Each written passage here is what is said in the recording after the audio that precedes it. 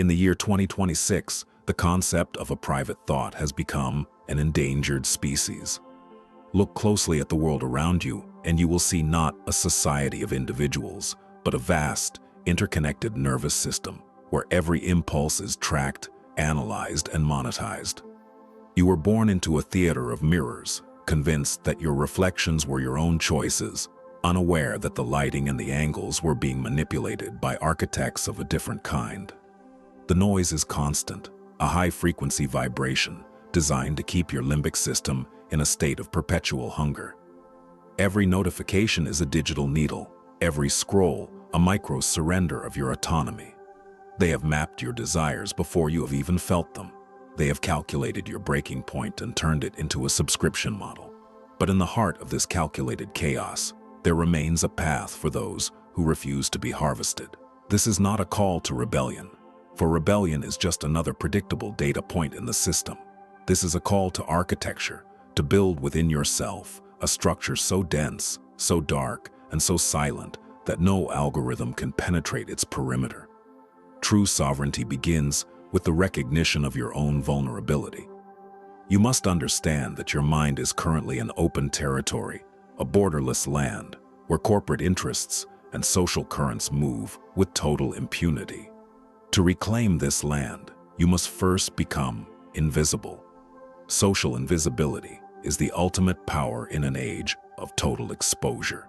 It is the ability to move through the world without leaving a digital footprint on the psyche of others. Most people spend their lives screaming for attention, unaware that attention is the tether by which they are led. When you cease to seek validation, you snap that tether. You become a ghost in the machine. This is the first principle of the Obsidian Wall. That which cannot be seen cannot be manipulated. You must cultivate a silence so profound that even your own ego begins to feel like a stranger. In this silence, the noise of the world loses its grip. The crises that once felt like tidal waves become mere ripples on the surface of a deep, dark lake. You are no longer reacting, you are observing, and in that observation, you find the leverage required to move the world. Power is not a loud display, it is a quiet accumulation. The world confuses noise with influence, but the true architect knows that real influence is subterranean. To master the mechanics of reality, you must embrace the shadow work of the mind. This involves acknowledging the darker impulses of your nature, the desire for control, the hunger for autonomy, the instinct for self-preservation, and integrating them into a coherent shield. The Obsidian Wall is not built of hope or positive affirmations. It is built of cold, hard truth. It is the realization that you are ultimately alone in your consciousness and that this solitude is your greatest fortress. When you accept the total responsibility of your own existence, you stop being a victim of circumstance. You realize that every external event is merely raw material for your internal construction. The chaos of the economy, the turbulence of politics, the toxicity of social circles, these are not obstacles. They are the stones from which you carve your citadel. The Dark Stoic does not pray for the storm to pass. They become the center of the storm, the one point of absolute stillness around which everything else revolves. To sustain the Obsidian Wall, you must master the economy of energy. Every interaction you have is a transaction. Most people are bankrupt, spending their mental currency on trivialities, outrage, and the fleeting trends of the day. The architect is a miser of the mind. You must learn to look at a provocation and feel nothing. Not because you are repressed, but because you have calculated the cost of your anger and found it too expensive. This is the radical self-sufficiency of the shadow sovereign. You do not need the world to be different for you to be at peace. Your peace is a product of your internal engineering, not a gift from the external environment. This creates a terrifying form of freedom. When you no longer require anything from the system loses all leverage over you. You can participate in the game, you can climb its hierarchies and accumulate its rewards, but you do so as an outsider. You are in the world, but you are not of it.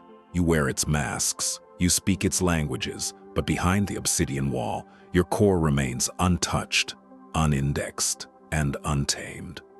In the vacuum left by the ego, a new kind of power emerges, the power of resonance. When you are no longer occupied by the noise of self-importance, you begin to perceive the underlying frequencies of reality. You see the patterns in the chaos. You understand that most human behavior is mechanical, driven by fear and the search for security. This understanding is not for the purpose of judgment, but for the purpose of navigation. By seeing the invisible strings that pull the world, you become the one who can move between them without being caught. This is the final stage of the architect's journey, the transition from defense to creation. The Obsidian Wall is not just a shield, it is the foundation upon which you build your own reality. Within the sanctuary of your mind, you can simulate futures, test models, and refine your will until it becomes a laser-focused instrument. The world will try to pull you back. It will use nostalgia, it will use guilt, it will use the promise of belonging. But for those who have tasted the cold clarity of absolute autonomy, there is no going back. You have become the shadow sovereign of your own existence. To navigate the complexities of 2026, you must understand that your emotional reactions are the primary currency in the marketplace of control. Every time you feel a surge of anger, a tremor of fear, or the warmth of tribal belonging, you are emitting a signal that the system can use to anchor you. The architect views emotions not as personal expressions, but as raw biological data. This is the mirror mind technique, the ability to reflect a provocation back to its source without allowing it to penetrate the obsidian wall. When someone attempts to manipulate you through guilt or outrage, they are reaching for a handle that they assume is there. Your task is to remain perfectly smooth. If there is no handle, they cannot pull. This creates a psychological vacuum that forces the manipulator to stumble. They expect a reaction. They receive a reflection. In the silence of your non-reaction, their own intentions are laid bare. You are not being cold. You are being precise. You are preserving the integrity of your internal environment so that your decisions remain based on strategy rather than impulse. This level of detachment is terrifying to those who rely on the emotional volatility of others to maintain their influence. By remaining unmovable, you become the point of reference for everyone else in the room. They will look to you to see how they should feel, unaware that you are feeling nothing but the cold clarity of observation. Emotional alchemy is the process of converting the energy of external stressors into the fuel for internal growth. Fear is not something to be avoided. It is a high-density power source that most people waste on panic. The architect harvests fear. When you feel the onset of anxiety, you do not push it away. You breathe it into the architecture of your mind. You ask, what does this fear tell me about the terrain? Every fear is a map of a potential vulnerability. By analyzing it with the cold logic of the Dark Stoic, you can reinforce the specific section of the Obsidian Wall that it points to. This transforms a weakness into a fortification. The same applies to anger. Anger is a surge of redirected will. Most people spray this will blindly at the world, achieving nothing but their own exhaustion. You must learn to bottle that anger, to refine it, and to release it only when it can be used as a focused tool for creation or defense. This is the hallmark of the shadow sovereign. You are never the victim of your biological chemistry. You are its chemist.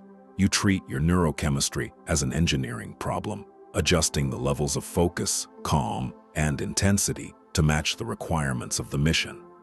This is why you appear so unnaturally stable in the midst of a crisis. While others are being consumed by their own internal fires, you are using yours to forge the next level of your citadel. The strategic use of absence is one of the most potent tools in the architect's arsenal. In a world that demands constant presence and immediate response, your unavailability becomes a form of high-level leverage. When you are always reachable, you are predictable. When you are predictable, you are easy to control. By strategically withdrawing your attention, you create a vacuum of information. This forces others to fill that vacuum with their own projections, fears, and desires. They begin to work for your attention. This is not about playing games. It is about establishing the terms of your engagement. The Shadow Sovereign understands that their time and focus are the most valuable commodities in existence. You do not give them away for free. You do not respond to every summon. You do not participate in every conversation. You remain on the periphery, observing from the shadows of the Obsidian Wall, appearing only when your presence can have the maximum impact. This scarcity of your presence increases your perceived value and ensures that when you do speak, your words carry the weight of a decree. People will fear your silence more than they fear your criticism, because silence is unknowable. It is the ultimate blank slate upon which they can project their own insecurities. Use this silence to build your fortress and let the world exhaust itself, trying to guess what is happening behind the walls. Weaponizing solitude is the final step in achieving radical autonomy. Most people flee from themselves, using the noise of the world to drown out the silence of their own minds.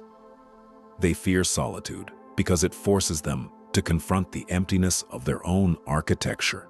The architect, however, views solitude as a laboratory. It is the place where you can disassemble the influence of the collective and examine the parts. In the dark room of your own company, you can see which of your thoughts are truly yours and which are merely echoes of the algorithms you have encountered. This process of psychological exfoliation is painful but necessary. You must strip away the layers of social conditioning until you reach the bedrock of your own will. This is the source of the obsidian in the Obsidian Wall, a material formed in the intense heat of self-confrontation and cooled into a substance that is harder than any social pressure. Once you have mastered solitude, you become dangerous to the system. You can no longer be bribed with belonging. You can no longer be threatened with exile. You are your own home, your own country, and your own God. This independence allows you to move through the world with a terrifying level of clarity. You see the games for what they are, and because you no longer need to win them to feel worthy, you are the only one who can actually play them with absolute precision. The true architect understands that authority is not granted, it is manifested. The world is a chaotic distribution of power, waiting for a central point to organize around. By building the Obsidian Wall and mastering the economy of your own energy, you become that central point. You do not need to seek leadership. People will naturally gravitate toward your stability because their own lives are lived in a state of perpetual flux. They are looking for an anchor, and because you have anchored yourself in the bedrock of your own will, you represent a reality that is more solid than theirs. This is the subtle dominion of the Shadow Sovereign. You don't command, you simply remain unshakable. Your certainty is a gravitational force that bends the will of others without them ever realizing it. They begin to adopt your metaphors, your pace, and your priorities. This is how you reshape the world, not by fighting the existing structures, but by becoming a structure that is more compelling than the ones that currently exist. You are the architect of the next reality, and as the old systems of 2026 continue to fragment and fail, your citadel will stand as the only remaining place of order to influence the world without being consumed by it. You must first master the art of narrative decoupling. In 2026, reality is no longer a shared experience. It is a fragmented collection of competing simulations. Most people are trapped within a simulation they did not build, reacting to stimuli that were engineered to produce specific behavioral outputs. The architect stands outside these simulations. You recognize that truth in the public sphere is merely the narrative that has the most effective distribution network. By refusing to adopt the language and the emotional cues of these external narratives, you become a glitch in the system. You possess an internal compass that is not calibrated by the magnetic pull of social consensus. This allows you to see the world with a terrifying level of objectivity. While others are arguing about the shadows on the cave wall, You are observing the light source itself. You see the mechanics of how fear is manufactured and how desire is curated. This knowledge is your primary leverage. You do not fight the narratives of others. You simply make them irrelevant by refusing to grant them your attention. Your reality is self-generated, sustained by the constant reinforcement of the Obsidian Wall. This independence of thought is the rarest and most dangerous form of power, for it cannot be bought, coerced, or reasoned with. You are the only one in the room who truly knows why they are there, and that clarity alone makes you the dominant force. The unindexed life is the ultimate weapon against the digital feudalism of 2026. In an age where every breath is recorded and every preference is a data point, the act of remaining unknown is a revolutionary act. The shadow sovereign understands that to be indexed is to be controlled. If the system can categorize you, it can predict you. If it can predict you, it can manipulate you.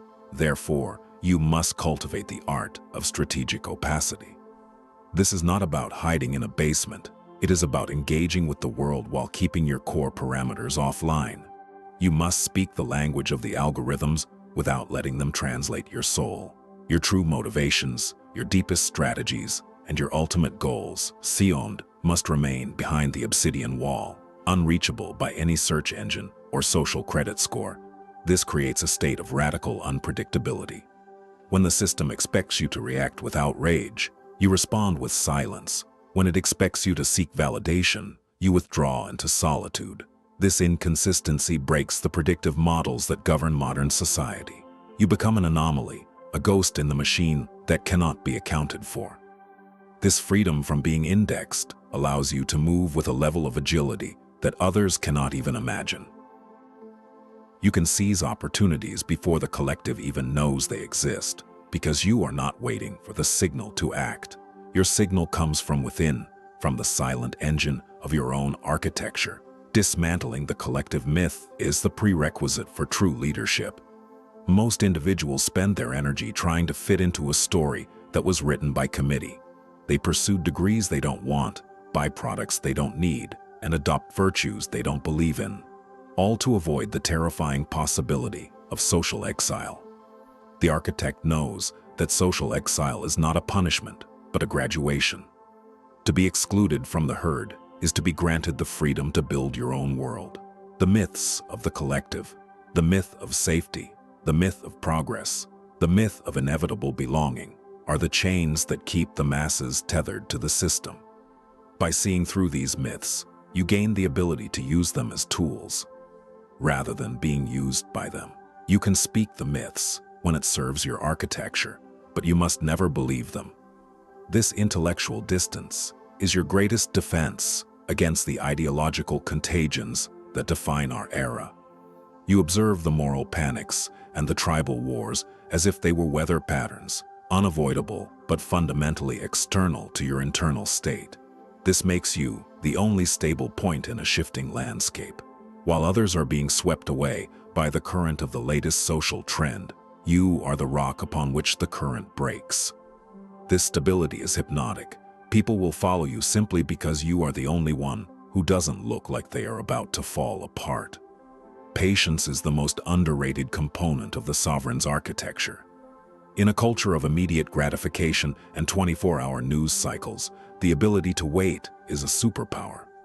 Most people are forced to play the short game because their internal systems are too unstable to endure the silence of the long interval. They need constant feedback, constant wins, and constant validation to feel that they are making progress. The architect plays the long game. You understand that true power is like a glacier. It moves slowly, but its momentum is unstoppable. By detaching yourself from the need for immediate results, you gain the freedom to build structures that will outlast the fleeting trends of the day. You are not building for the next quarter or the next election. You are building for the next decade. This temporal perspective allows you to endure setbacks that would destroy a lesser mind. When the world tries to rush you, the Obsidian Wall acts as a time buffer. You process events at your own pace, refusing to let the frantic energy of the collective dictate your internal clock. This calmness is your ultimate weapon in negotiations and conflicts. While your opponent is exhausting themselves with frantic maneuvers, you are simply waiting for the inevitable moment when their lack of discipline leads to their collapse. You do not win through aggression. You win through the sheer weight of your endurance. The final realization of the third phase is the decoupling of value from external metrics. The world will try to tell you how much you are worth based on your followers, your bank account, or your social status. The architect knows that these are all external simulations that can be manipulated or destroyed in an instant. Your true value is the integrity of your internal architecture. It is the quality of your thoughts, the strength of your will, and the depth of your silence. This internal valuation is the only thing that is truly yours.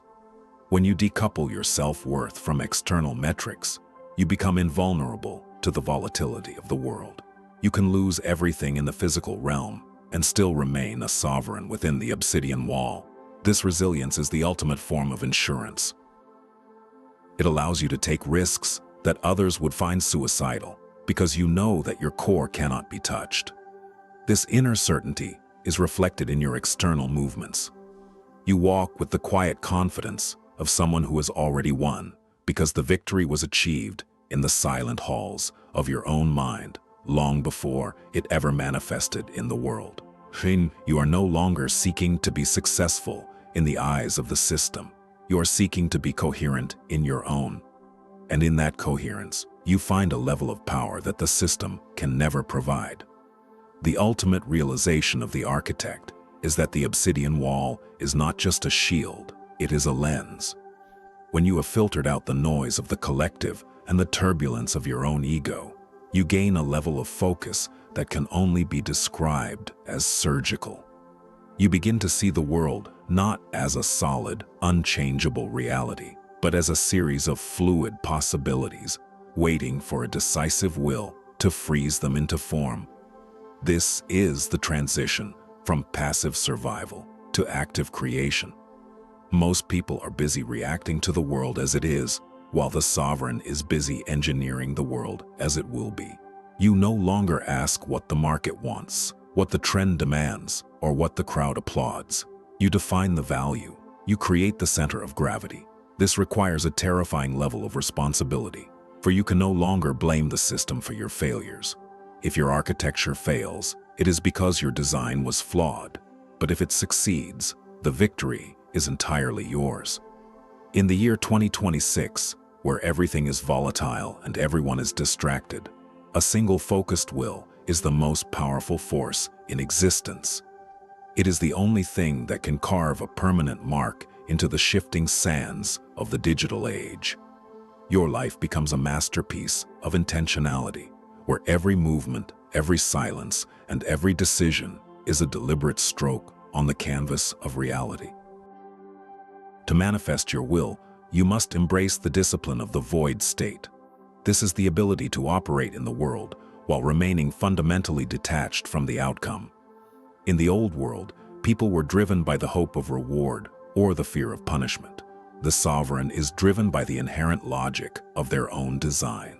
You do the work because the work is a necessary component of your architecture, not because you crave the applause of the spectators. This detachment is what makes you unbeatable. If you win, you do not lose your balance in celebration. If you lose, you do not crumble in despair. You simply analyze the data, adjust the design, and continue the construction. This is the Stoicism of the machine age, a cold, functional, and highly efficient approach to existence. You treat your own life as a high-stakes engineering project, where the primary objective is the achievement of total coherence. When your internal state is perfectly aligned with your external actions, you achieve a level of resonance that can move mountains. People will sense this resonance and they will be drawn to it, but they will never truly understand its source. They will see the results, but they will never see the years of silent labor behind the Obsidian Wall. They will see the sovereign, but they will never see the architect. The legacy of the shadow sovereign is not found in monuments or in history books, but in the ripple effects of a disciplined life. In an age of total noise, your silence is a legacy. In an age of total distraction, your focus is a legacy. By demonstrating that it is possible to live with absolute autonomy in the heart of the system, you provide a blueprint for others who are still searching for the exit. You do not need to teach, you simply need to exist as a proof of concept. Your life becomes a living demonstration of the Obsidian Wall. This is the highest form of service you can offer to humanity, to show that the mind is still a sovereign territory and that the individual can still be the architect of their own reality. As we move deeper into the complexities of the 21st century, the need for this sovereignty will only increase. The systems of control will become more subtle, the algorithms more persuasive, and the noise more deafening. But for those who have built their citadel, these are merely external weather patterns. You are the master of the interval. You are the navigator of the shadow. You are the sovereign of the unseen. The journey of the architect never truly ends. It only deepens. Each layer of the Obsidian Wall is a preparation for the next level of complexity. Each moment of silence is a gathering of strength for the next act of creation. Now the construction is complete. The wall is standing. The silence is absolute. You are no longer a passenger in the narrative of others. You are the author of your own. The world will continue to scream, to distract, and to demand your attention. But from the height of your citadel, these are merely distant echoes. You have claimed your sovereignty. You have mastered the mechanics of the unseen. You have become the shadow sovereign. The time for words is over. The time for manifestation has begun. Go into the world, not as a seeker, but as a source. Move with the precision of a laser and the weight of a mountain. Let your actions be your only testimony. From this moment forward, the only limits that exist are the ones you choose to build. The Obsidian Wall is your fortress, your laboratory, and your throne. Rule your internal kingdom with an iron will and a cold clarity. For in the end, the only reality that matters is the one you have the courage to build. This is the final decree of the architect. The path is open. The silence is yours. Build.